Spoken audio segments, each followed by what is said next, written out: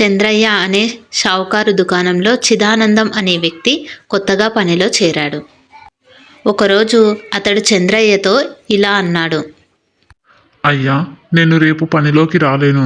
దయచేసి నాకు రేపు ఒక్కరోజు సెలవు ఇవ్వండి. అదేంటి, ఇవి పండుగ రోజులు, గిరాకీ ఎక్కువ ఉంటుందని తెలుసు కదా. ఈ టైంలో సెలవు అడుగుతావేంటి? నీకు సెలవు ఇవ్వడం కుదరదు. చిదానందం ఏమీ మాట్లాడలేక ఇంటికి వెళ్ళిపోయాడు.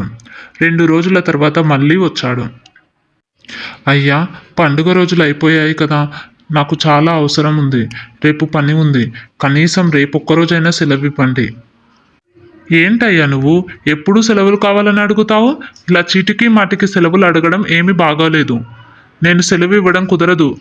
వెళ్ళి రేపు కూడా పనిలోకి రా. ఏమయ్యా, ఇటురా, నీతో కొంచెం మాట్లాడాలి. ఏమైందే? ఎందుకు ఇంట్లోకి రమ్మని పిలిచావు? అదేంటి, అతను ఒక్కరోజే కదా సెలవు అడుగుతున్నాడు, అతనికి సెలవు ఇవ్వచ్చు కదా. మన దగ్గర ముందు పనిచేసేవాడు చెప్పకుండా సెలవులు పెడుతున్నాడనే కదా వాడిని తీసేశాం. ఇతను మరీ అడుగుతున్నాడు. అలా మనం ఒక్కరోజు కూడా సెలవు ఇవ్వకపోతే విసిగిపోయి పనిలోకి రాడు. ఒక్కరోజే కదా సెలవు ఇవ్వండి. అవునే, నువ్వు చెప్పింది కూడా కరెక్టే. ఇప్పుడే వెళ్ళి అతనికి సెలవు తీసుకోమని చెప్తానులే. ఇదిగో చిదానందం, ఆగు. నువ్వు సెలవడగడం, నేను ఇవ్వననడం, నువ్వు వెళ్ళిపోవడం, ఇదంతా చూస్తుంటే నీ విధేయత నాకు నచ్చింది. కాబట్టి రేపు ఒక్కరోజే కదా సెలవు తీసుకో. మీరు సెలవు ఇవ్వకపోవడమే నాకు కావాలి అయ్యా. అతని మాట విన్న చంద్రయ్య అతని భార్య అవాక్కయ్యారు.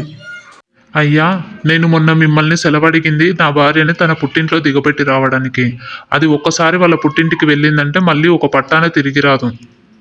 రేపేమో దాన్ని షాపింగ్కి తీసుకెళ్లాలంట. అది చేసే షాపింగ్కి దానికి ఖర్చు పెట్టేంత స్తోమత నా దగ్గర లేదు. అందుకే మీరు సెలవు ఇవ్వకపోవడమే నాకు కావాలి. అసలు విషయం ఇదా అంటూ వాళ్ళిద్దరూ కడుపుబ్బేలా నవ్వుకున్నారు.